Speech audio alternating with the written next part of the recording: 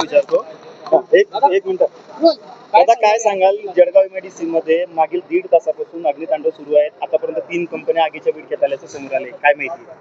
4:20 सुमारास आम्हाला कॉल आलेला आणि त्या कॉल येता क्षणी एक अग्निशमन एमआयडीसी फायर स्टेशनची एक गाडी काढली आणि एक ब्राउझर जे 12,000 लिटरचा आणि एक मल्टीपर्पज वाहन, अशा 3 गाड्या तात्काळ काढल्या आणि त्याच्या 10 मिनिटांनी परत दुसऱ्या 2 गाड्या काढल्या.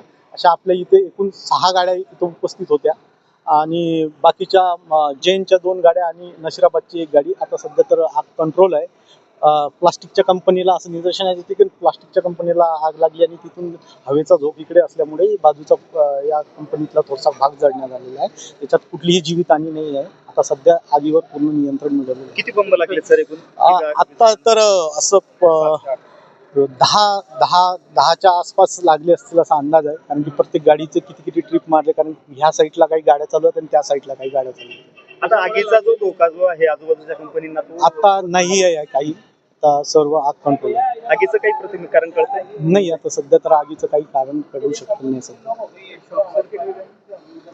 नाही, सध्या तर काही आगीचं कारण कळू शकलेलं नाही.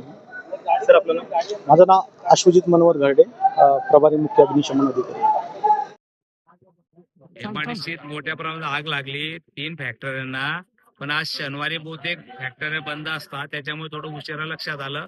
पण आता आग आटोक्यात आलेली आहे. जळगाव महापालिकेच्या गाड्या, जैन ब्रदरच्या गाड्या, भारत पेट्रोलने मदत केली, नशिराबाद नगर परिषदेने मदत केली आणि सर्व उद्योजक एकत्र आले. सर्व उद्योजकांनी मदत केली. आता आग आटोक्यात आले.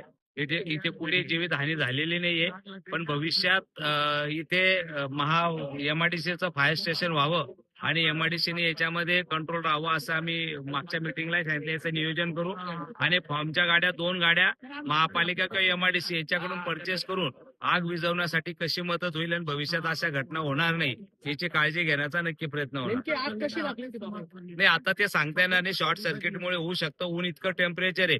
काल पाहिलं असेल इथे नशिराबाद बेळीला फक्त चाऱ्याची 10 लाखाचा चारा गोश शाळेचा गेला.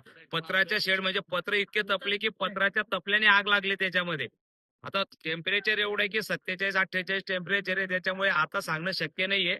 पण नक्कीच उद्योजकांना विनंती करू की बाबा भविष्यात काळजी घेण्याचा नक्कीच प्रयत्न करू त्याच्यात. मामा, अनेक दिवसापासूनची मागणी आहे जसं तुम्ही सांगितलं, मात्र इथे फायर स्टेशन का होत नाही? इथलं फायर स्टेशन हरवण्यात नाही, आलं. एक फायर स्टेशन आहे, इथे एक गाडी उभी असते, पण एमआयडीसीनी स्वतंत्र फायर स्टेशन त्यांचं करावं आणि फॉर्मच्या गाड्या सुद्धा ठेव्या. ही मागणी उद्योजकांची आहे. तिला चालना देऊन लवकरात लवकर ते करण्याचा प्रयत्न करणार आहोत.